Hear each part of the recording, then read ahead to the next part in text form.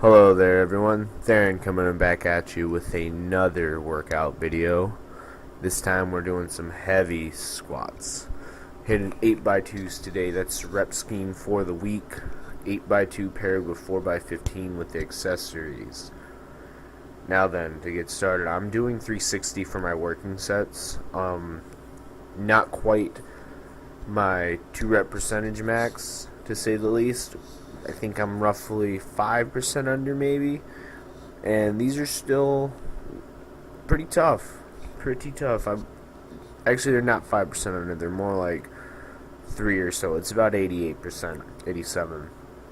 My first set moves pretty well. My second rep on all sets, though, was, needless to say, not grinders, but I just stuck a little. I don't know if I wasn't driving my hips back enough, because my first rep would move very well, and my second rep would just kind of, like right here, just moving a little slow right there.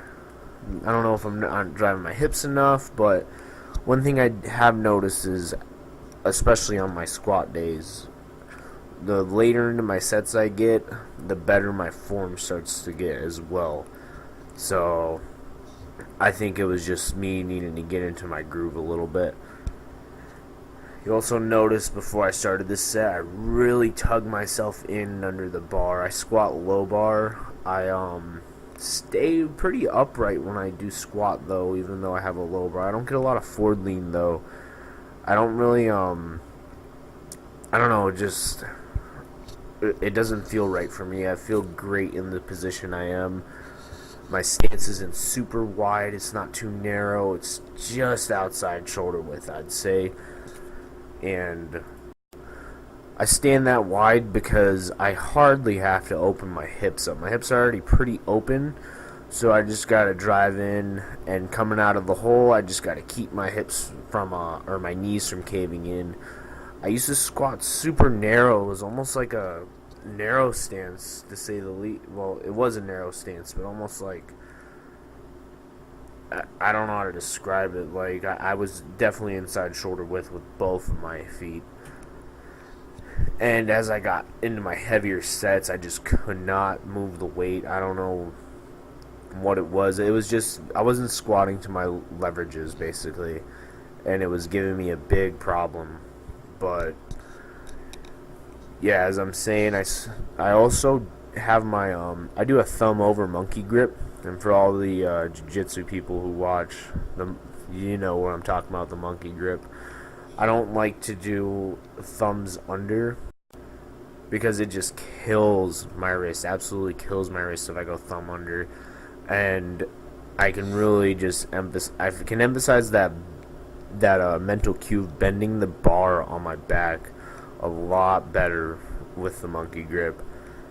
And also, when I go to squat, I watched Ray Williams. I don't know if it was on Super Training or where he did this interview, but he was talking about like some mental cues he likes to go over when he squats, and one of them was he really emphasizes just squeezing his back, like right there. I'm just keeping my back as tight as possible, and I'm like pushing my back into the bar and pulling the bar into me. It's like a double motion I'm pulling right there.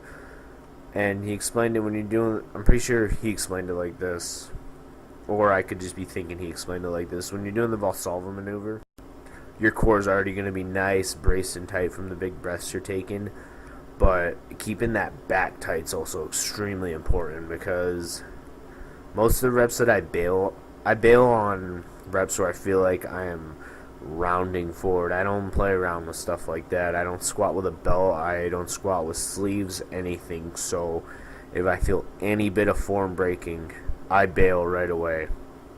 Here I am talking shit about Julio putting the wrong amount of weight on the bar for me, which is, like I said in my last video, a weekly occurrence, but we get through it. I believe this is my last set. All of these sets cruised. All 8 of them cruised with 360. First rep, nice and easy. Second rep, though, this was probably my hardest rep on the day. Getting a little stuck, but we got through it. Made the rest of this leg day pretty quick. Just hit some goblet squats with 90 pounds for 4 sets of 15 reps. I did not pair this or superset it with anything.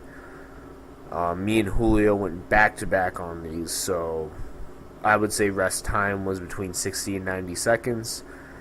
We couldn't front squat because my buddy wanted to use the squat rack, which I was more than happy to give him, so we opted for some goblet squats. And then right here, I am doing single leg presses. You can see I'm sitting there laughing because Julio's telling me he hopes my knee buckles and all that good stuff. So yeah, I like to get the unilateral work on the leg press. I feel like the leg press is I won't sit here and tell you it's extremely essential for leg growth, but I like doing it. I feel like I get more of a benefit doing one leg at a time though, with some light weight. Like, I only have 4 plates loaded on here, and if I wanted to, I could load up like 10 plates and just start repping those out, but I don't feel I get as much of a benefit from doing that. So, and I'm just doing some light RDLs here with dumbbells, doing 60 pounds, and because I'm deadlifting tomorrow, so I don't want to just torch my hamstrings too much. Saving some gas in the tank for tomorrow. You can see I'm just going a little bit past my knees, and that's where I feel my best stretch from. I'd say how far you go down with RDOs is a rule of thumb.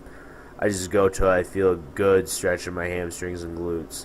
And always, as always, after I hit legs, I get some core and lower back work in, just doing some of the captain's chair leg raises here.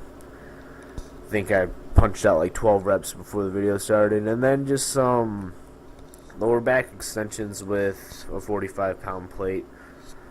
That's about it for this exercise. Hope you guys enjoyed this video. Had to cut the workout short, had to make it to work in time, but we'll be posting another video soon. Until next time, thanks for watching.